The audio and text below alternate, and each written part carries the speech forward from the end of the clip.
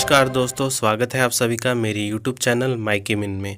तो दोस्तों, इस वीडियो में हम BLIS का जो इग्नू का कोर्स है उसको हम डिस्कस कर रहे थे। इसमें जो हम BLIS 225 का लेक्चर लेंगे, ये हमारा जो लेक्चर है ये लेक्चर नंबर 2 है। इससे पहले लेक्चर 1 डल चुका है। अगर आपने वो नहीं देखा तो कृपया करके वो देख लें। इसमें भी हम मल्टीपल चॉइस क्वेश्चन को डिस्कस करेंगे। ये हमारा स्पेशल लेक्चर है क्योंकि जो अपकमिंग एग्ज़ाम है उसका फॉर्मेट चेंज हो चुका है। तो आप सभी से रिक्वेस्ट है, आपके पास टाइम बिल्कुल भी नहीं है, अब तो आपको एडमिट कार्ड भी मिल गया है, तो कृपया करके सीरियस होकर पढ़ाई पे फोकस करें।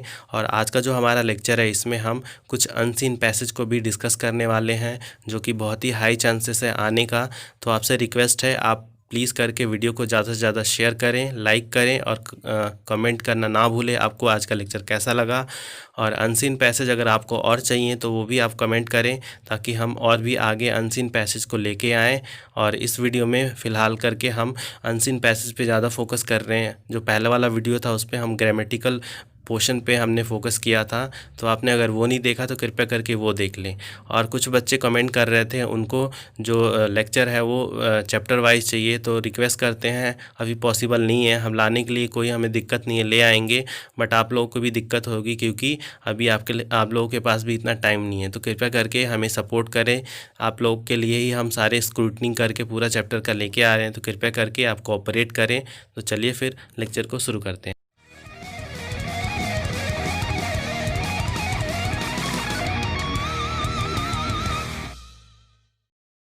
तो ये हमारा इग्नू कोर्स का BLIS 225 का अगला लेक्चर है। इससे पहले लेक्चर 1 हमने डाल दिया है ऑलरेडी। अगर आपने 225 का लेक्चर 1 नहीं देखा तो पहले वो देख ले, ऊपर आई बटन पे लिंक दिया हुआ है। उसके अलावा इसमें हम मल्टीपल चॉइस को डिस्कस करेंगे। इसके अंदर हम कुछ अनसीन पैसेज को डिस्कस करेंगे क्योंकि बहुत हाई चांसेस है कि वो भी आ सकते हैं मल्टीपल चॉइस क्वेश्चन में। तो आप लोगों को अगर वीडियो अच्छा लगेगा, अगर आपको अनसीन पैसेज और चाहिए तो आप प्लीज़ करके कमेंट करना, हम और भी लेके आएंगे आगे, जो भी आगे वाला जो हमारा वीडियो होगा उसमें।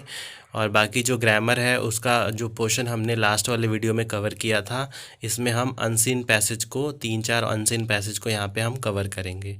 तो आपसे रिक्वेस्ट है, आप अगर हमारे चैनल पे नए हैं तो कृपया करके चैनल को सब्सक्राइब कर दें, वीडियो को लाइक कर दें और अपने दोस्तों में शेयर करना ना भूलें।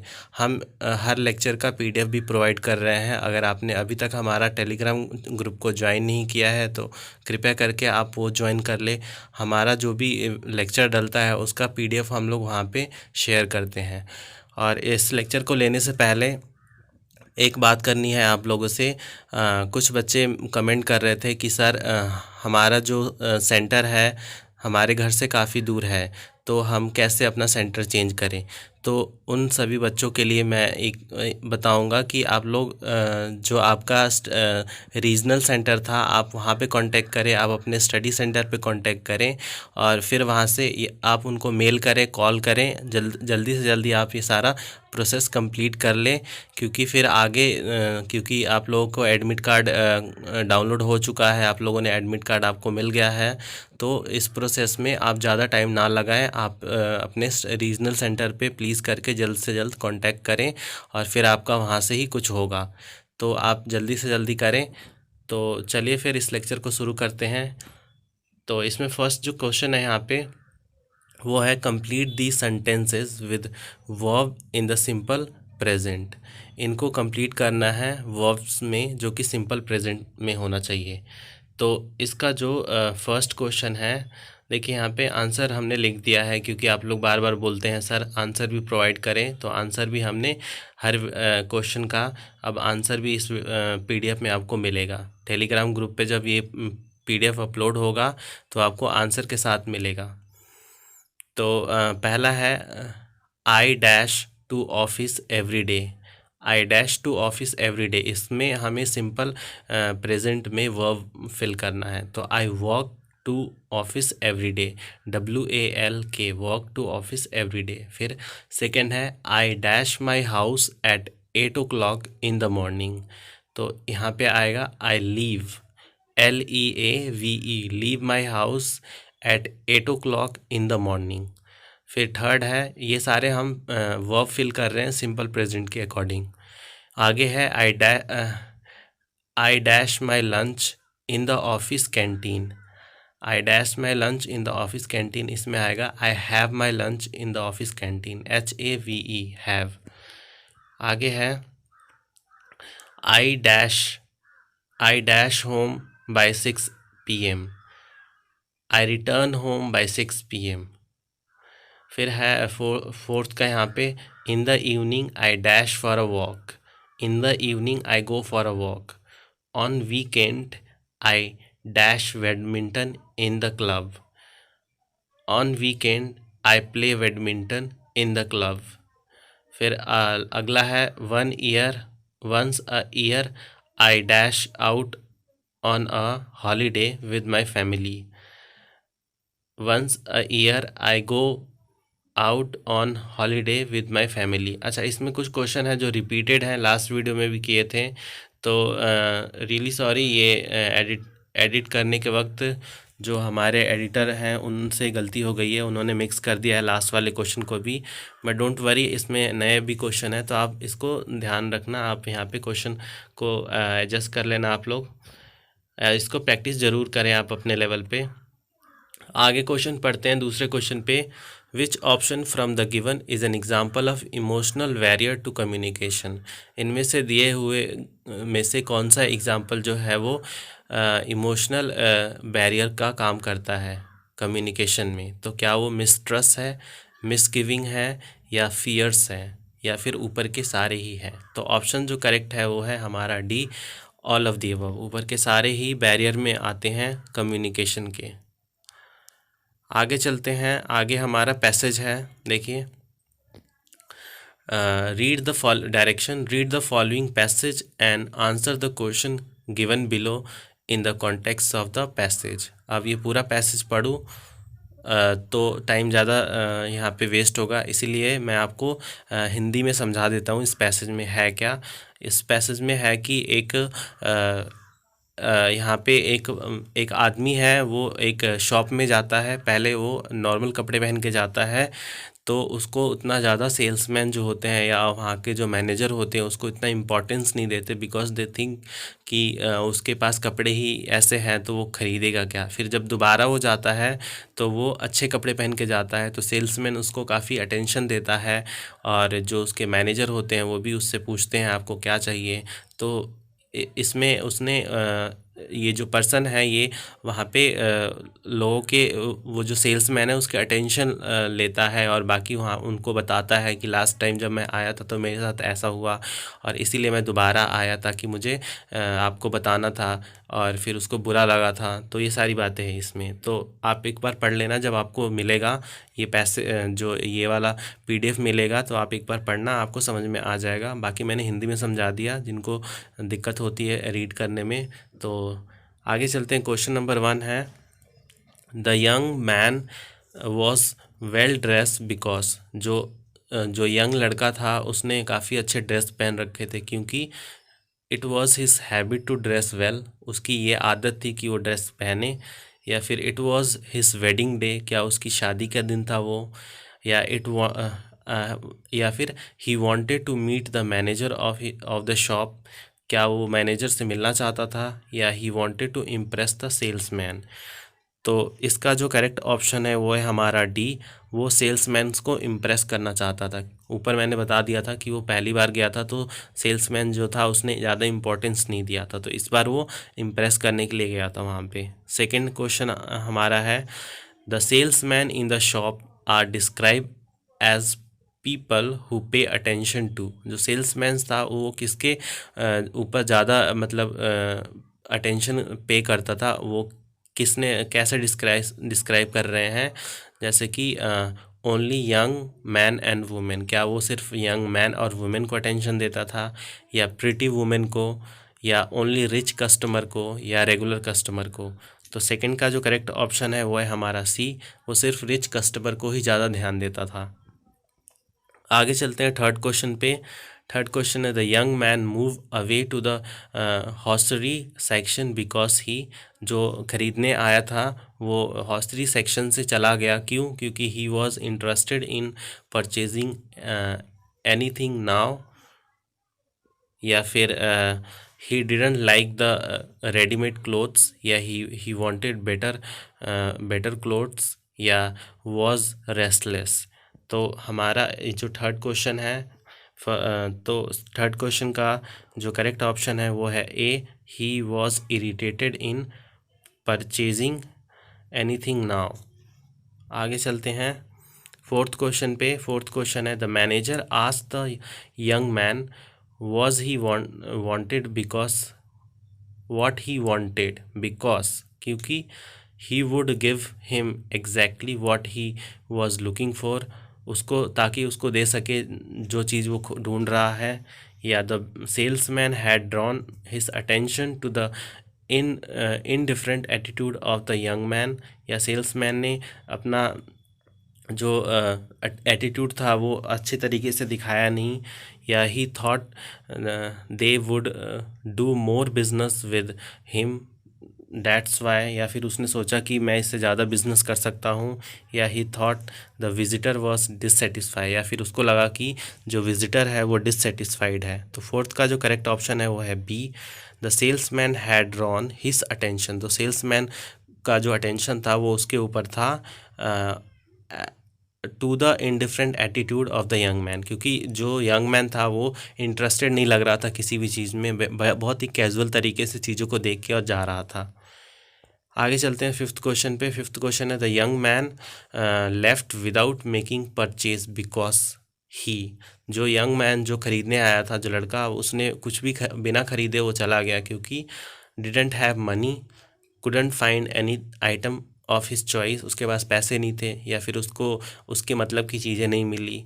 या had come only to make a point about the different attitude of salesmans toward casual dress customer, या फिर वो बताना चाहता था कि जो उसका जो सेल्समैन है जो डिफरेंट एटीट्यूड अपना रहा है, जो कैजुअल कस्टमर है या जो वेल ड्रेस करके आते हैं उनके प्रति उसको बस उसको अवेयर करना चाहता था। या फिर decided to come to make the purchase later on, या फिर वो बाद में परचेज करना चाहता था। तो इसका जो करेक्ट ऑप्शन है वो है सी, वो जो सेल्समैन को रियलाइज़ करवाना चाहता था कि सिर्फ कपड़े ही मैटर नहीं करते, कोई भी कपड़े पहन के आए आपको सबको उतना ही अटेंशन देना चाहिए।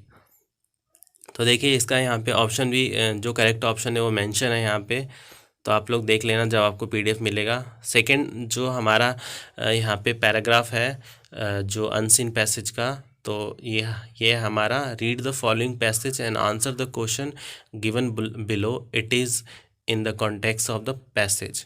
इसी पैसेज पे तो हम एक्सपेक्ट कर सकते हैं इस प्रकार के क्वेश्चन एग्ज़ाम में ऐसे पैराग्राफ दिए होंगे और आपको रीड करके नीचे एमसीक्यू फॉर्मेट में जैसा अभी मैंने आपको बताया एक सैंपल, उसी तरीके का सैंपल वहाँ पे आ सकता है। बहुत हाई चांस है ये आने का, तो आप प्लीज़ करके इसका भी प्रैक्टिस करें, क्योंकि वैसे भी और कुछ है नहीं उनके पास देने के लिए। इंग्लिश कम्युनिकेशन का जब आप बुक उठा के देखेंगे तो उसमें आपको सिर्फ ये सारी चीज़ें ही मिलेंगी, फिलअप है या फिर ऐसी चीज़ें हैं, तो इन्हीं में से वो लोग ज़्यादातर देंगे। और अनसीन पैसेज क्योंकि हर बार आता है तो इसको हम अरेंज कर सकते हैं एमसीक्यू फॉर्मेट में, तो बहुत ज़्यादा चांसेस है कि ये आ सकता है।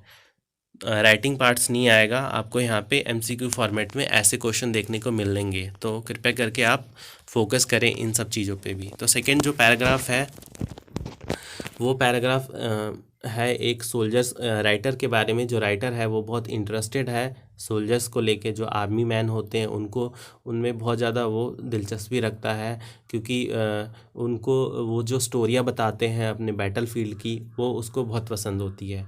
तो यहाँ पे जो राइटर है वो अपने अपने जो एरिया के एक सोल्जर्स की मतलब कहानी वो सुनते हैं, और वो बार बार एक ही कहानी बताते हैं।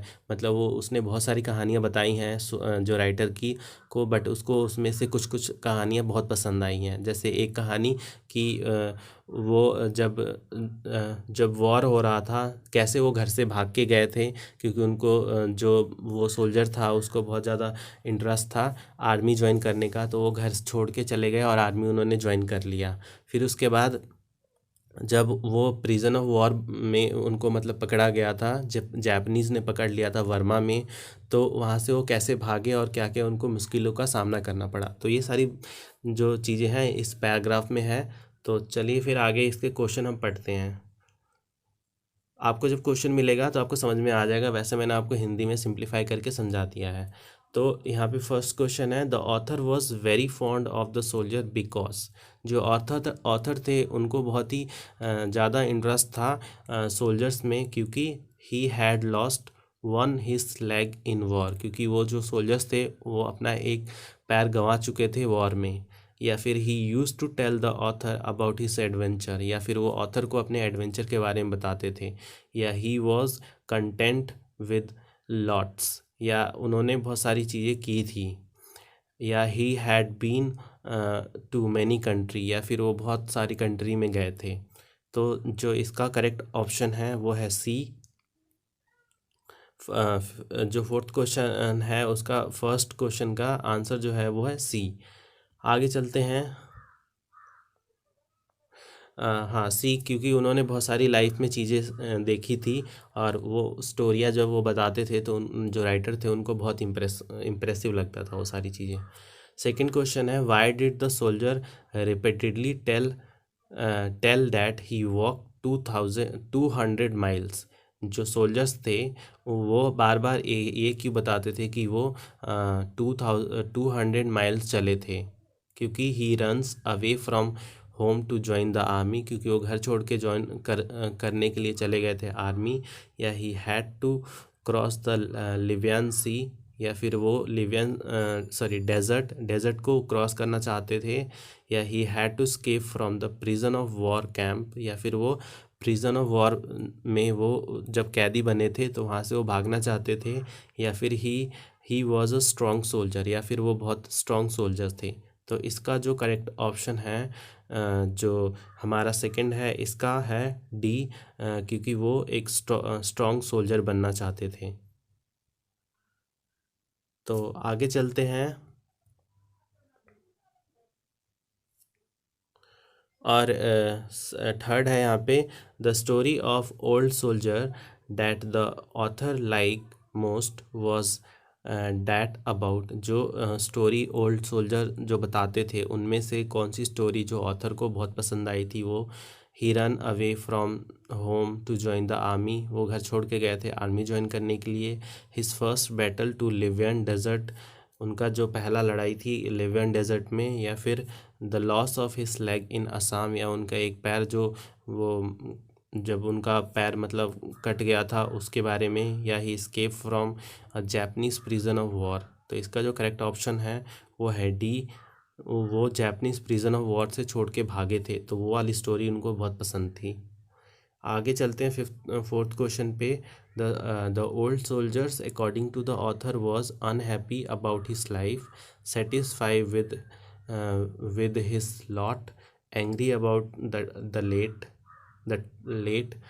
Disgust with his misfortune. तो इसका जो करेक्ट ऑप्शन है वो है B, satisfy with his lot. जो अपनी लाइफ में उन्होंने जो भी किया था उससे बहुत वो खुश थे। आगे चलते हैं फिफ्थ क्वेश्चन पे।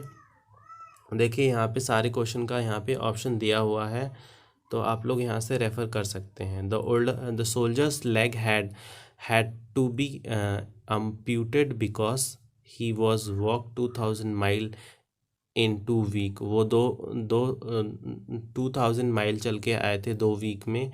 या he was wounded in war, या फिर उनको चोट लगी थी, घाव हो गया था उनको वॉर में। या ही वुंडेड तो turned septic, he was shot in the leg while escaping from the Japanese shoulder, या फिर उनको गोली लग गई थी।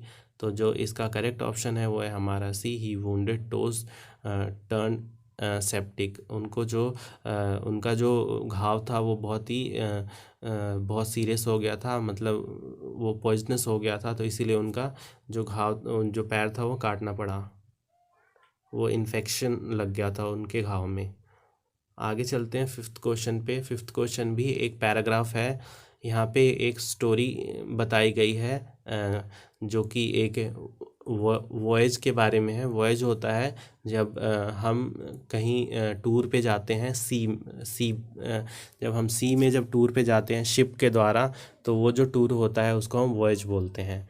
तो इसमें उसी की स्टोरी बताई गई है। तो चलिए इसमें हम पढ़ते हैं डायरेक्ट क्वेश्चन को। जब आपको ये PDF मिलेगा आप देख लेना, आपको समझ में आ जाएगा एक बार। When the writer used the word prosperous to describe the voice, he means that, जब उन्होंने ये prosperous शब्द इस्तेमाल किया वॉइस के लिए तो उनका क्या तात्पर्य था उससे। It means it made him rich, उससे वो रिच बन गए।